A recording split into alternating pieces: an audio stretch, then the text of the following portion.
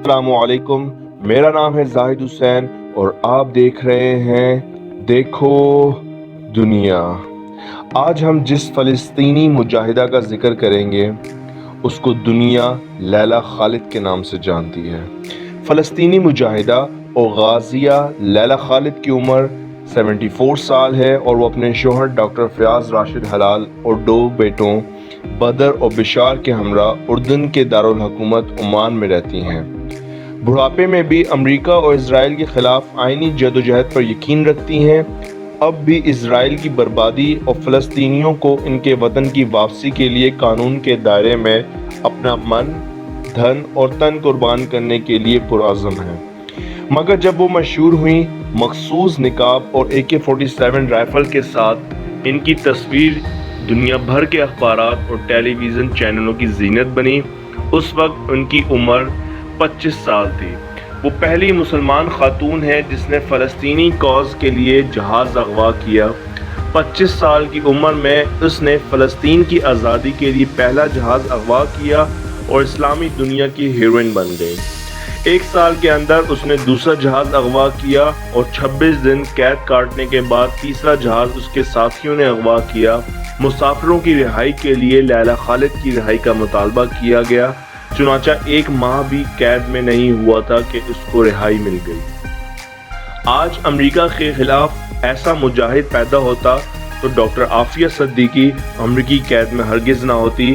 آج جن لوگوں کی عمریں 50 سال سے اوپر ہیں، ان کو نقاب پوش گوریلا لڑکی لیلہ خالد کی تصویر اچھی طرح یاد ہوگی۔ اس کے دائیں ہاتھ میں رائفل اور بائیں ہاتھ میں بم ہوتا تھا۔ جہاز کے اندر کسی کو ہمت نہیں ہوتی تھی کہ لیلہ خالد کو قابو کرے یا ان کی زنانہ وجاہت میں پوشیدہ مردانگی کا مقابلہ کر سکے۔ لیلہ خالد کی کہانی دلچسپ بھی ہے اور عجیب بھی۔ دلچسپ اس لیے کہ وہ دنیا کی پہلی خاتون ہائی جیکر کے طور پر سامنے آئی اور چھا گئیں۔ عجیب اس لیے کہ وہ معروف معنوں میں کسی مسلمان عالم، مرشد، پیر یا استاد سے متاثر نہیں تھی، بلکہ اس کا لیڈر جارج سباش ایک لبرل اور سیکولر عیسائی فلسطینی تھا۔ امریکی یونیورسٹی بیروت میں تعلیم کے دوران جارج حباش کی تنظیم popular front for the liberation of Palestine سے متاثر ہوئی۔ جارج حباش نے یہودی بستیوں پیلب کے خلاف 1940 میں اس تنظیم کی بنیاد رکھی تھی۔ انہوں نے اپنی زندگی امریکہ اور اسرائیل کے خلاف جدوجہد کے لیے وقف کر دی۔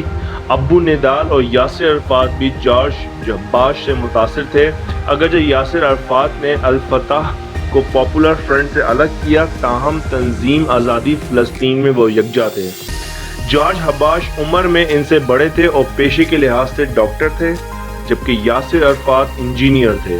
لیلہ خالد نے تاریخ، فلسفہ اور عمرانیات کی تعلیمات حاصل کی۔ ان کی کہانی خلیل جبران کی کہانی سے ملتی جلتی ہے۔ دونوں نے بچپن میں باپ کی جدائی کا صدمہ برداشت کیا۔ لیلہ خالد فلسطین کی قدیم شہر الحیفا میں 1944 میں پیدا ہوئی۔ 4 سال کی عمر میں 13 اپریل 1948 کو ان کی ماں نے فلسطینیوں کے ساتھ ہجرت کی اور لبنان کے مہاجر کیمپ میں پہنچی، جبکہ باپ فلسطین میں رہ گیا۔ اپنی خود میں مائی پیپل ول لیو نوشت سمانے عمری میں اپنی کہانی میں وہ لکھتی ہیں، یہ دل کو دہلا دینے والی کہانی ہے۔ یہ کتاب 1973 میں شائع ہوئی، جبکہ لیلہ خالد کی زندگی پر فلم 2005 میں بنی۔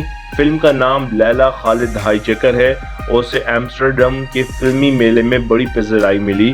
فلم کے ڈائریکٹر لینا مقبول بھی فلسطینی ہیں۔ لیلہ خالد اور ان کے ساتھیوں نے 1968 اور 1971 کے درمیانی عرصے میں 4 جہاز اغوا کیے۔ لیلہ خالد نے پہلا جہاز 19 اگست 1969 کو اغوا کیا۔ یہ بوئنگ فلائٹ اٹلی کے شہر روم سے 707 TWA 840 جہاز تھا، تل ابیب جا رہا تھا۔ اطلاع یہ تھی کہ اسرائیل کے وزیر اعظم اسحاق رابن بھی اس فلائٹ کے مسافروں میں شامل ہے۔ جہاز ایشیا کی فضائی حدود میں داخل ہوتے ہی ایک نقاب پوش خاتون نے جہاز کا کنٹرول اپنے ہاتھ میں لے لیا۔ اس نے پائلٹ کو حکم دیا کہ فلسطینی شہر حیفا کے اوپر سے پرواز کرتے ہوئے جہاز کا رخ دمشق کی طرف موڑ دو۔ دمشق جانے سے پہلے میں اپنی جائے پیدائش وطن مالکوف حیفا کو دیکھنا چاہتی ہوں۔ خاتون اور اس کے ساتھی بموں سے مسلح تھے۔ پائلٹ نے حکم کی تعمیل کی، جہاز دمشق میں اتار لیا گیا۔ مسافروں کو یرغمال بنا کر فلسطین کی آزادی کا مطالبہ کیا گیا۔ پوری دنیا کی توجہ فلسطینیوں پر صہیونی مظالم کی طرف مبذول ہوئی۔ مذاکرات کے بعد اسرائیلی جیلوں میں فلسطینی قیدیوں کی رہائی اور ہائی جیکروں کی بحفاظت واپسی کی شرائط پر تمام یرغمالیوں کو رہا کر دیا گیا۔ دنیا بھر کے ٹیلی ویژن چینلوں اور اخبارات نے لیلہ خالد کے انٹرویو نشر کیے اور شائع کیے۔ وہ عالم اسلام کی آنکھ کا تارا بن گئیں۔ ان کی تصویروں کو اتنی شہرت ملی جو اس سے پہلے کسی مسلمان خاتون کو نہیں ملی تھی۔ دوسرا جہاز انہوں نے 1 سال بعد 6 ستمبر 1970 کو اغوا کیا۔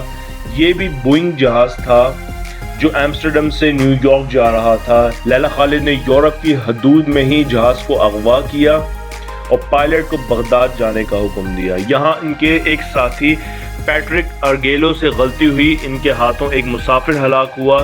جوابی کارروائی میں پیٹرک مارا گیا، مگر لیلہ خالد نے ہمت نہیں ہاری، جہاز کا رخ لندن کی طرف موڑ دیا گیا۔ ہیتھرو ایئرپورٹ پر لیلہ خالد کو گرفتار کیا گیا۔ اس خبر نے دنیا اسلام میں ہلچل مچائی۔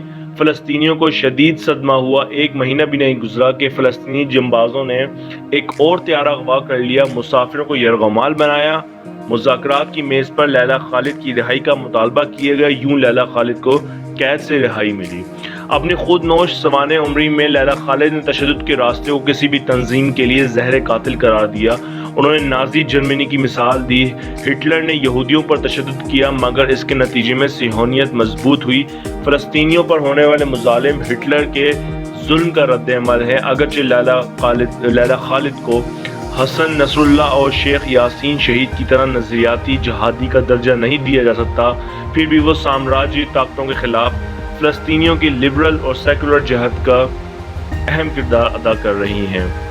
تاریخ میں لیلہ خالد کے عزم، جذبے اور ولولے کے ساتھ اس کی ہمت اور جرأت کو ہمیشہ یاد کیا جائے گا۔ آج بھی یورپ کے اقوام پر اس کے نام کا رعب حاوی ہے۔ 2017 میں 73 سالہ لیلہ خالد کو ایمسٹرڈم کے ہوائی اڈے میں داخل ہونے سے روک دیا گیا، کیونکہ صہیونی دنیا آج بھی لیلہ خالد کے نام سے ڈرتی ہے۔ تو یہ تھی آج کی ویڈیو جس میں ہم نے ایک فلسطینی مجاہدہ لیلہ خالد کا ذکر کیا۔ اگر آپ چاہتے ہیں کہ ایسی ہی کسی اور ویڈیو پر ہم بات کریں تو کائنڈلی کمنٹ باکس میں لازمی بتائیں۔ اس کے علاوہ ہمیں لائک کریں، شیئر کریں، سبسکرائب کریں اور دیکھتے رہیے دیکھو دنیا۔